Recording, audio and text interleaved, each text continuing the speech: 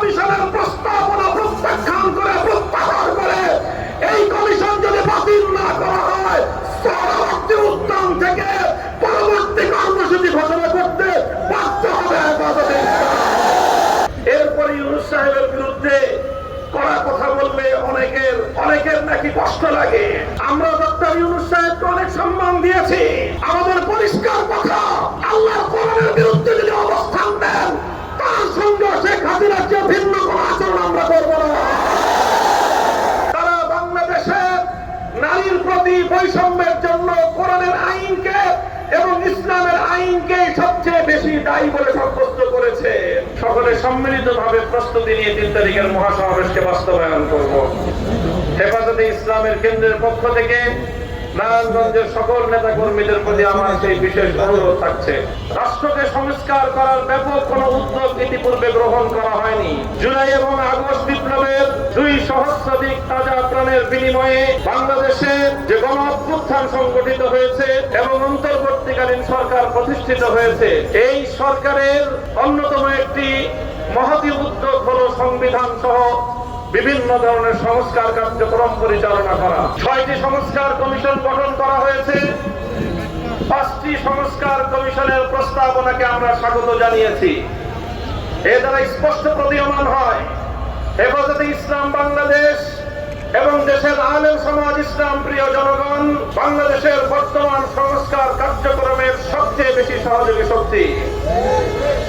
কিন্তু দুঃখ এবং ভারাক্রান্ত হৃদয় নিয়ে বলতে হয়, বিগত 19 এপ্রিল নারী বিষয়ক সংস্কার কমিশন যে প্রস্তাবনা উপস্থাপন করেছে, এটা দেখে আমরা স্বাগত জানাবো তো দূরের কথা, বাংলাদেশের আলেম সমাজ এবং ইসলাম প্রিয় জনতা আমরা স্তম্ভিত হয়ে পড়েছি।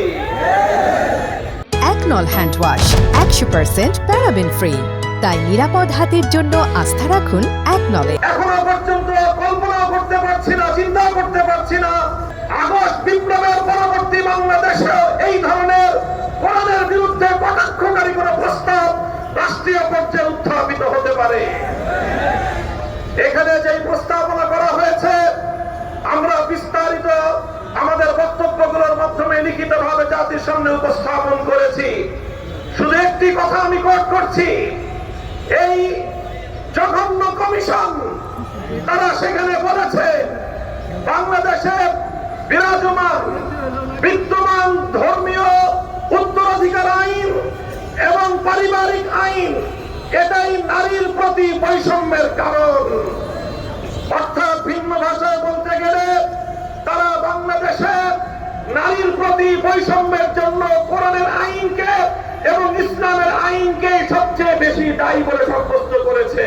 আল্লাহর কোরআন আল্লাহর জমিন থেকে সকল বৈষম্য দূর করে ইনসাফ ভিত্তিক সমাজ গড়বার জন্য নাযিল হয়েছে, কথা বিশ্বাস করো কিনা?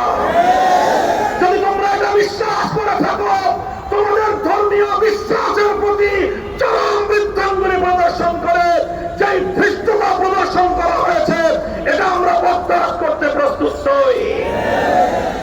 ডক্টর ইউনূস সাহেবের ভেরিফাইড ফেসবুক পেজ থেকে প্রতিশ্রুতি ব্যক্ত করা হয়েছে, এই নারী কমিশনের প্রস্তাবনাকে, তাদের সুপারিশকে যথা দ্রুত সম্ভব তারা বাস্তবায়ন করার প্রতিজ্ঞা করেছেন। এই প্রতিজ্ঞা করার পর অর্থাৎ তারা আল্লাহর কোরআনের আইনকে, যতটুকু আইন পারিবারিক এবং উত্তরাধিকার আইনের মধ্যে এখনো বিদ্যমান রয়েছে, সেটাকে নাকি বাংলাদেশ থেকে উৎখাত করবেন, এই প্রতিশ্রুতি দিয়েছেন, এই অঙ্গীকার করেছেন ডক্টর ইউনূস সাহেব। এরপরে ইউনূস সাহেবের বিরুদ্ধে কড়া কথা বললে অনেকের নাকি কষ্ট লাগে। আমরা ডক্টর ইউনূস সাহেবকে অনেক সম্মান দিয়েছি। আমাদের পরিষ্কার কথা, আল্লাহর কোরআনের বিরুদ্ধে যদি অবস্থান নেন, তার সঙ্গে শেখ হাসিনার চেয়ে ভিন্ন কোন আচরণ আমরা করব না। আমরা পরিষ্কার আলটিমেটাম ঘোষণা করেছি, আগামী 3 তারিখের পূর্বে বিতর্কিত নারী